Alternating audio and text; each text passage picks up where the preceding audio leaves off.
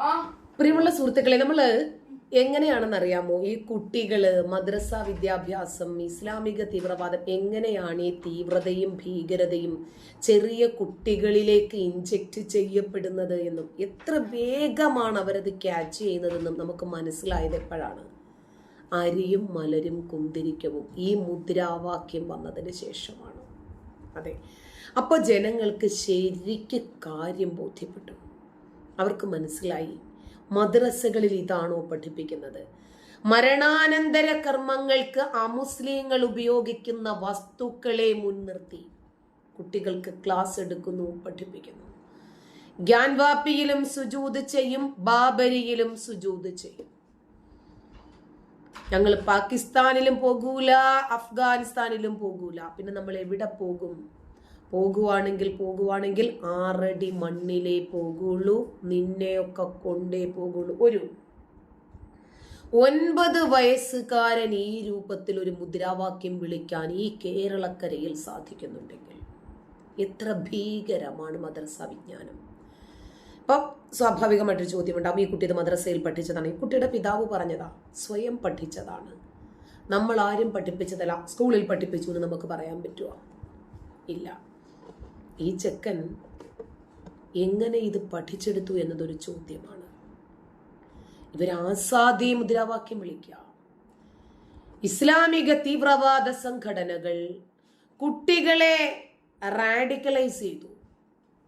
ഇതര മതസ്ഥർക്കെതിരായി പ്രവർത്തിക്കാനുള്ള പരിശീലനം കേരളത്തിൽ കൊടുക്കുന്നുണ്ടോ എന്ന് കേന്ദ്ര സംസ്ഥാന സർക്കാരുകൾ അന്വേഷിക്കേണ്ടതിന്റെ ഗൗരവത്തെ സംബന്ധിച്ചിട്ടാണ് നമ്മളിവിടെ സംസാരിക്കേണ്ടത്. ഇസ്ലാമിക രാഷ്ട്രത്തിനു വേണ്ടി, ഇസ്ലാമിക് സ്റ്റേറ്റിനു വേണ്ടി കുട്ടികളെ പോരാടാൻ സിറിയയിലേക്കും അഫ്ഗാനിസ്ഥാനിലേക്കും പോയവരെ കുറിച്ചിട്ടുള്ള വാർത്തകൾ കുറച്ച് നാളുകളായി നമ്മൾ കേൾക്കുന്നു. എത്ര വർഷമായി നമ്മൾ ഈ ഫലം അനുഭവിക്കാൻ തുടങ്ങിയിട്ട്? ഇതുവരെ ഇസ്ലാമിക് സ്റ്റേറ്റിലേക്ക് റിക്രൂട്ട്മെന്റ് നടത്തിയവരെ കുറിച്ചിട്ടുള്ള അന്വേഷണമോ നടപടിയോ ഉണ്ടായിരുന്നു? നിമിഷ ഫാത്തിമയെ കൊണ്ടുപോയത് തിരുവനന്തപുരം ബേക്കറി ജംഗ്ഷനിലുള്ള ബേക്കറി നടത്തിപ്പുകാരനായ ഒരു യുവാവാണ്.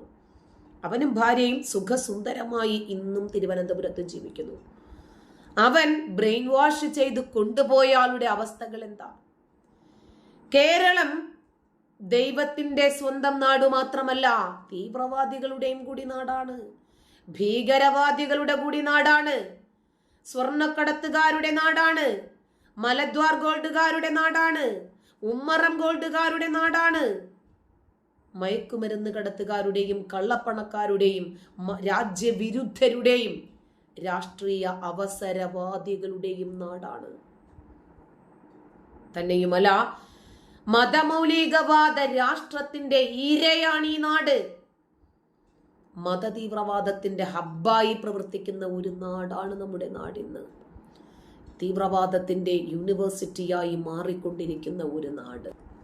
ഇവരിലെ ഇപ്പം നമ്മൾ കണ്ടത് ഒരു കുട്ടിക്കാലനെയാണല്ലോ. മുതുകാലന്മാരിൽ നിന്ന് തന്നെയല്ലേ കുട്ടിക്കാലന്മാരുണ്ടാകുന്നത്?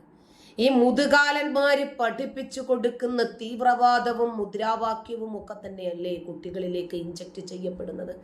അവരിലൂടെയല്ലേ ഈ സ്പ്രെഡ് ആക്കപ്പെടുന്നത്? RSSന്റെ പ്രാന്ത പ്രചാരകന്മാരുടെയും ബൗദ്ധിക പ്രമുഖന്മാരുടെയും അങ്ങനെ സകല പ്രമുഖന്മാരുടെയും വീടുകളിലേക്ക് ഈ ജനകീയ സമിതി ഒരു മാർച്ച് നടത്തിയാൽ ഇന്ദ്രപ്രസ്ഥത്തിൽ അമിത്ഷായുടെയും നരേന്ദ്രമോദിയുടെയും കാൽക്കൽ വീണിട്ട് NRCയും CAAയും ILPയും NPRും ഒന്ന് എടുത്തു കളഞ്ഞിട്ട് ഞങ്ങൾക്ക് ജീവിക്കുവാനുള്ള, സമാധാനപരമായി ജീവിക്കുവാനുള്ള ഒരു സാഹചര്യം ഉണ്ടാക്കി തരണമെന്ന് RSSന്റെ നേതാക്കന്മാർ കെഞ്ചി കേണപേക്ഷിക്കുന്ന ഒരു സാഹചര്യം ഇൻഷാ അല്ലാഹ് ഇവിടെ വരാൻ ഇരിക്കുന്നതേയുള്ളൂ. മാത്രമല്ല RSSന്റെ നേതാക്കന്മാർ പ്രക്ഷോഭകാരികൾ. കേട്ടില്ലേ? വളരെ ഗൗരവമുള്ള ഒരു കാര്യമാണ് അദ്ദേഹം പറയുന്നത്. ഒന്നും കൂടി ഒന്ന് ശ്രദ്ധിച്ചു. ഇവരെ നിരോധിച്ചിട്ടില്ലായിരുന്നെങ്കിൽ ഈ രാജ്യത്ത് എന്ത് സംഭവിക്കുമായിരുന്നു എന്നൊന്ന് ചിന്തിച്ചാൽ മതി. ഓരോ RSSകാരുടെയും വീടുകളിലേക്ക് കയറണമായിരുന്നു. ചുമ്മാ കയറുകയാണോ? ഇതിനേക്കാൾ വലിയ ഒരു ഭീഷണിയില്ല. കേരളത്തിലെ RSSന്റെ പ്രാന്ത പ്രചാരകന്മാരുടെയും ബൗദ്ധിക പ്രമുഖന്മാരുടെയും അങ്ങനെ സകല പ്രമുഖന്മാരുടെയും വീടുകളിലേക്ക് ഈ ജനകീയ സമിതി ഒരു മാർച്ച് നടത്തിയാൽ ഇന്ദ്രപ്രസ്ഥത്തിൽ അമിത്ഷായുടെയും നരേന്ദ്രമോദിയുടെയും കാൽക്കൽ വീണിട്ട് NRCയും CAAയും ILPയും NPRും ഒന്ന് എടുത്തു കളഞ്ഞിട്ട് ഞങ്ങൾക്ക് ജീവിക്കുവാനുള്ള, സമാധാനപരമായി ജീവിക്കുവാനുള്ള ഒരു സാഹചര്യം ഉണ്ടാക്കി തരണമെന്ന് RSSന്റെ നേതാക്കന്മാർ കെഞ്ചി കേണപേക്ഷിക്കുന്ന ഒരു സാഹചര്യം ഇൻഷാ അല്ലാഹ് ഇവിടെ വരാൻ ഇരിക്കുന്നതേയുള്ളൂ. മാത്രമല്ല RSSന്റെ നേതാക്കന്മാർ പ്രക്ഷോഭകാരികളായ ആളുകളോട് പറയുന്നത്, ആ പ്രക്ഷോഭത്തിന് നേതൃപരമായ പങ്ക് വഹിക്കുന്ന ആളുകളും സംഘടനകളും കൂടുതലും മുസ്ലിം പക്ഷത്തു നിന്നുള്ള ആളുകളായതുകൊണ്ട് പറയുന്നത്, ഗുജറാത്ത് കലാപം മറന്നു പോവരുത് എന്നാണെങ്കിൽ RSSകാരനോട് ഞങ്ങൾക്ക് നന്ദിയുണ്ട്. കാരണം മറവി ഫാഷിസമാണ്, ഓർമ്മയാവട്ടെ ഫാഷിസത്തിനെതിരായ ഒന്നാമത്തെ പ്രതിരോധമാണ് എന്ന് ഈ പൊതുബോധത്തെ കഴിഞ്ഞ 3 പതിറ്റാണ്ട് കാലമായി സംവദിച്ചു കൊണ്ടിരിക്കുന്ന ഒരു പ്രസ്ഥാനത്തിന്റെ വക്താവ് എന്ന നിലക്ക് ഗുജറാത്ത് കലാപം മാത്രമല്ല, RSSന്റെ ഏതെങ്കിലും ഒരു ഇരുളിന്റെ മറവിൽ ഒളിഞ്ഞിരുന്ന് ഈ പ്രസംഗം കേൾക്കുന്ന സാധാരണ RSSന്റെ പ്രവർത്തകനോടല്ല ഞങ്ങൾ ഇത് പറയുന്നത്.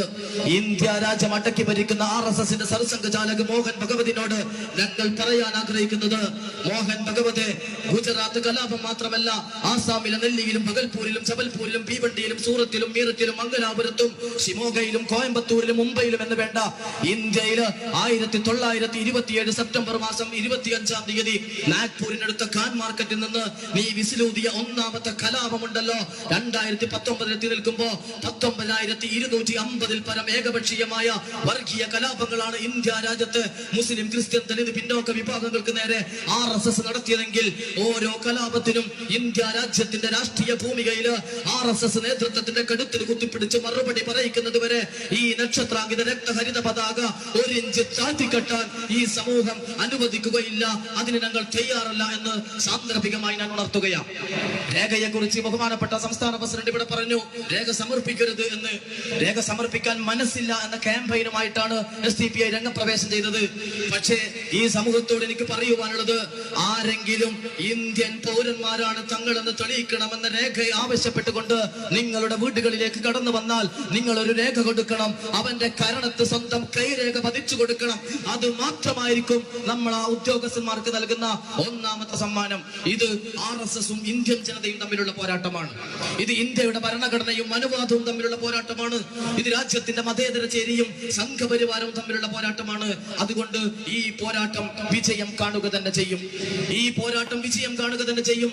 ജർമ്മനിയില് ഹിറ്റ്ലർ എന്ന് പറയുന്ന ഏകാധിപതി 60 ലക്ഷം ജൂതന്മാർ കോൺസെൻട്രേഷൻ ക്യാമ്പുകളിലിട്ട് ഗ്യാസ് ചാമ്പറിട്ട് പൊട്ടിച്ച് കൊല ചെയ്തിട്ടുണ്ടെങ്കിൽ, കൊന്നു കളഞ്ഞിട്ടുണ്ടെങ്കിൽ, ആ 60 ലക്ഷം ജൂതന്മാരെ കൊല ചെയ്തതിനപ്പുറത്തേക്ക് ലോക മനസാക്ഷിയെ നെട്ടിച്ചത് 7 കോടി വരുന്ന ജർമ്മൻ പൗരന്മാർ, 7 കോടിയിലധികം വരുന്ന ജർമ്മൻ പൗരന്മാരുടെ നിഷ്ക്രിയത്വവും അതുപോലെ തന്നെ അവരുടെ മൗനവുമാണ് 60 ലക്ഷം ജൂതന്മാരെ കൊന്നതിനപ്പുറത്തേക്ക് ലോക മനസാക്ഷിയെ നെട്ടിച്ചതെങ്കിൽ, ഇന്ത്യ രാജ്യത്ത് NRCയും CAAയും ILPയും അതുപോലെ തന്നെ NPRും നടപ്പിൽ വരുത്തിയിട്ട് രാജ്യത്തിന്റെ സ്വാതന്ത്ര്യ സമരത്തിന് വേണ്ടി, രാജ്യത്തിന്റെ സ്വാതന്ത്ര്യ സമര പോരാട്ടത്തിൽ രക്തവും ജീവനും നൽകിയ ഒരു സമുദായത്തിന്റെ പിൻതലമുറയെ RSSന്റെ ഉന്മൂലന സിദ്ധാന്തത്തിന്റെ ഭാഗമായിക്കൊണ്ട് 2025 ആകുമ്പോ ഇന്ത്യയെ ഹിന്ദുത്വ രാജ്യമാക്കി പ്രഖ്യാപിക്കുന്നതിന്റെ വ്യക്തമായ അജണ്ടകളുമായിട്ടാണ് RSSകാരൻ പോകുന്നതെങ്കിൽ, RSSകാരനോട് വളരെ വ്യക്തമായ നിലപാട് എല്ലാ സ്ഥലങ്ങളിലും പറയുന്നത് പോലെ ആവർത്തിക്കാൻ ഞാൻ ആഗ്രഹിക്കുകയാണ്.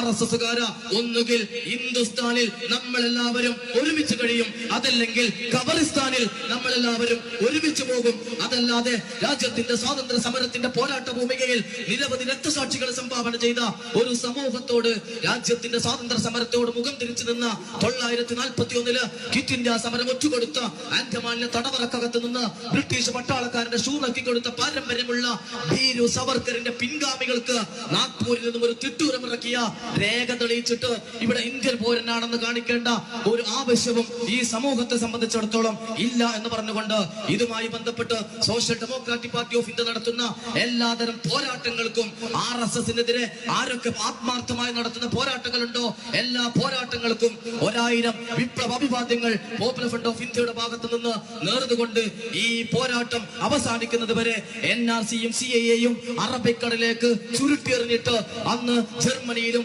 അതുപോലെ തന്നെ ഇറ്റലിയിലും ലോകത്തിന്റെ ഏതൊക്കെ പ്രവിശ്യകളിൽ ഏകാധിപതികളായ സാമ്രാജ്യത്തെ തമ്പുരാക്കന്മാർ ഉടലെടുത്തിട്ടുണ്ടോ അവർക്കൊക്കെ ജനകീയ വിപ്ലവത്തിന്റെ മുമ്പിൽ മൂക്ക് കുത്തി വീഴേണ്ടി വന്നിട്ടുണ്ടെങ്കിൽ ഇൻഷാ അല്ലാഹ് ഇന്ന് വേഷപ്രച്ഛന്നരായി രംഗപ്രവേശം ചെയ്ത ചില മുസ്ലിം നാമധാരികളുണ്ട് RSSന്റെ ഭാഗത്ത്. അവർക്ക് കേരളത്തിന്റെ തെരുവുകൾ ചെറിയ ചെറിയ സമ്മാനങ്ങൾ കൊടുത്തു തുടങ്ങിയിട്ടുണ്ട് എന്നാണ് നമുക്ക് മനസ്സിലാവുന്നത്. ഈ സമ്മാനം വലുതായി വരും. അങ്ങനെ രാജ്യത്തിന്റെ അഭിനവ ഹിറ്റർമാർക്ക് ഏറ്റവും വലിയ സമ്മാനം കരുതി വെച്ചിട്ടുണ്ട് ഈ സമുദായം. നാളെയുടെ പെൺപുലരിയിൽ ആ സമ്മാനം ഏറ്റുവാങ്ങാൻ സംഘപരിവാര ഫാസിസത്തിന്റെ തറവാട്ടിൽ ആന്തരികൾ അല്പമെങ്കിലും ബാക്കിയുണ്ടാവട്ടെ എന്ന് പ്രാർത്ഥിച്ചുകൊണ്ട് ആശംസിച്ചുകൊണ്ട് ഞാൻ നിർത്തുന്നു. ജയ് ഹിന്ദ്, ജയ് സോഷ്യൽ ഡെമോക്രസി. ഇതിലും വലിയ വിപ്ലവ പ്രഭാഷണം ഉണ്ടാകാൻ സാധ്യതയില്ല. ഇപ്പൊ എവിടെയാണ് ഈ രാജ്യത്തെ ചാലഞ്ച് ചെയ്ത് 2025 നിങ്ങളല്ലേ ഇസ്ലാമിക രാജ്യത്തിന് വേണ്ടി ചാടിയിറങ്ങി പുറപ്പെട്ടത്? ഇവിടെ ആർക്കാ ഹിന്ദു രാഷ്ട്രം ഉണ്ടാക്കാൻ താല്പര്യം? ഇവിടെ ആർക്കാ മറ്റ് മതസ്ഥരാരും ഇവിടെ വേണ്ട, ഹിന്ദുക്കൾ മാത്രം മതി എന്ന ആശയം ഇവിടെ ആരാ കൊണ്ടു നടക്കുന്നത്? ഇവിടെ ആർക്കാ ഹിന്ദു രാഷ്ട്രം വേണ്ടത്? അതിനുവേണ്ടി കൊടിപിടിക്കാനും പ്രതിഷേധങ്ങൾക്കും പ്രക്ഷോഭങ്ങൾക്കും സമരങ്ങൾക്കും കലാപങ്ങൾക്കും ഇവിടെ ആരാ ഇറങ്ങുന്നത്? ഇസ്ലാമിക രാജ്യം എന്ന സ്വപ്നവുമായി ഇൻഷാ അള്ളാഹ് ഇൻകിലാബ് വിളിച്ചിറങ്ങി പുറപ്പെട്ടത് നിങ്ങളല്ലേ? നിങ്ങളുടെ അന്നത്തെ ആവേശപ്രസംഗം കണ്ടപ്പോഴേ തോന്നിയിരുന്നു ഇത് അസ്തമിക്കാനുള്ളതാണെന്ന്. നന്ദി.